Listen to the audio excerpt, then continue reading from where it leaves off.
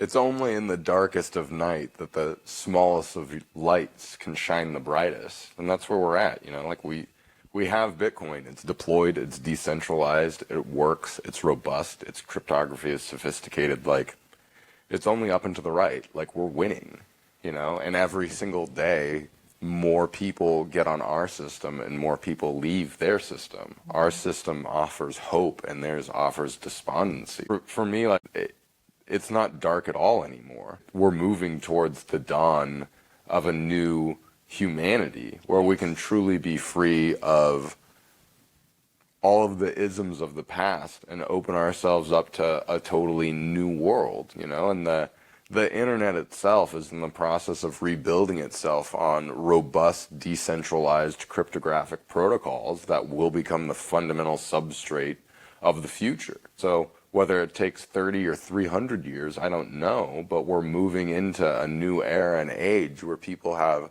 a radical new form of empowerment in the same way that we moved out of the dark ages because we had the invention of the technology that was the printing press. What I found during those few years that people can't be with the notion of not knowing, of not having an answer, being in the void of investigating something. Why is it so scary for people to go through that process? I think it challenges the very nihilistic worldview that we've been given.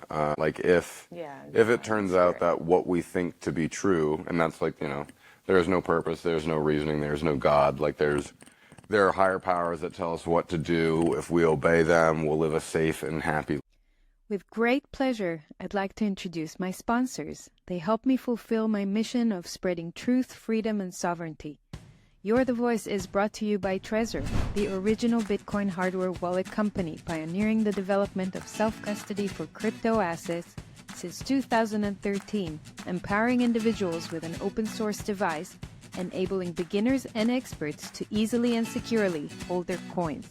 I find my Trezor super easy to use and recommend it to my friends and family. Enjoy my 5% discount on Trezor products by clicking the link in the show notes and using the code AFLAT. Next up is Bitcoin Nashville.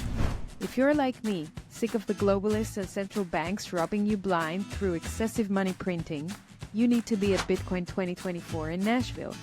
This July, the largest Bitcoin conference in the world will shed light on monetary freedom with a glimmer of hope among a darkening reality of centralized power and control. Top speakers and companies will gather in Nashville to take part in building a new reality. I'll be there too, speaking and interviewing. Head over to my link in the notes for a 10% discount using the code BTCIL. Life. And if it turns out that that's not true, it compels a true existential angst of, so I've been living in a lie my entire life, that I've served a regime that hates me, that wants to kill me at a moment's notice if I'm not subservient to them. Like, what does that mean that I implicitly participate in it, that I put my children in that, that I've invested my entire life in that? That's a hugely daunting and terrifying thing, particularly if you're captured in a way of like, there's no escape in any meaningful way. Yeah. So even if I know that this isn't true, you know, and like, it reminds me a bit of that scene from The Matrix where Cypher's eating the steak and he goes, I know this isn't real. I know that it's just my taste buds in a simulation, but I love it. It tastes so good, you know? Yeah. And I think for a lot of people that's what it is that maybe, and particularly I think people that have integrated well into this system and that works well for them, that maybe they can see around the edges that things aren't necessarily as they've been told, but like if I start challenging it and rocking the boat, like what's the point? I lose my safe and comfortable life, I lose the friendships that I've developed, you know, this whole form of life that I've committed myself to suddenly starts to shatter. So in reality, when that stuff starts to come up, it's much easier to say, well, that's just conspiracy theory. And now I've cut off the need to think because I've said the appropriate Pavlovian line that I've been trained to say when it's time to stop thinking. That's conspiracy theory. Let's move forward.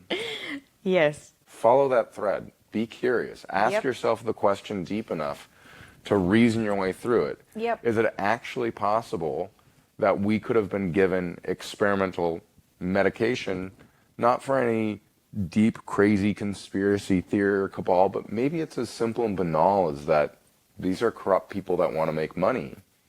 And all, you know, you're probably familiar with the philosopher Hannah Arendt and the idea of the banality of evil. You know, it's really important to understand that she said, look, like, Eichmann shipping millions of people off to their deaths in the Holocaust. Yep. This wasn't some horrible man who had all of these wicked and evil desires. He was just stupid. He just sincerely couldn't actually think hard enough for himself to go, wow, maybe what I'm doing is unethical. Maybe what I'm doing is wrong. He had no capacity to do that, in the same way that when you ask somebody to think about these deeper things about the vaccine, they go, that's conspiracy theory. They literally lack the cognitive capacity to actually try to reason their way through it, and that's what makes them evil. And so the real question of when we encounter this sort of radical evil in the world isn't about how they respond to it, it's how we respond to it. And to understand that they don't have that ability to work their way through it. And so we have to be the ones to ask ourselves, how are we going to respond to their inability to do that?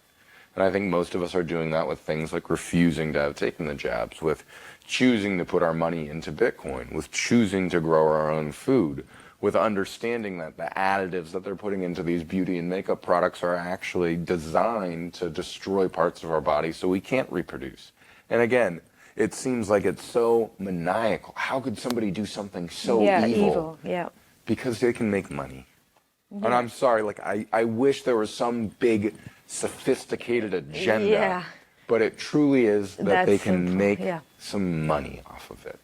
I don't think this is a terribly smart grouping of people, Yeah. first of all. I also think that in their sloppiness, they think they can do that because they have the hubris of both believing that they're right and also believing that they are smarter.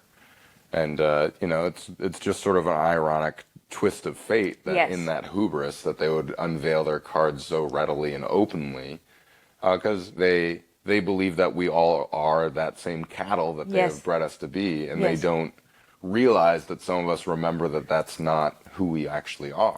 And so in that process, they've sort of unveiled their hand, which in a lot of ways is waking a lot more people up in a much more radical way than before. And I think while COVID's sort of the primary example, there's a lot of space and territory in society where a lot of people are waking up in different ways. And it's really important and powerful because it's those same people that are going to go around and say the same crazy conspiracy stuff that it turns out when you actually take that bit of risk, if you will, to start initiating these conversations with other people, perhaps it's rejected out of 9 out of 10 people, but 1 out of 10 people go, what you said about the, you know, getting canceled and having your bank account taken away, like, I'm kind of worried about that because, you know, I believe that using vitamin B3 to treat my skin condition is actually the best way to do it rather than using all these pharmaceutical chemicals.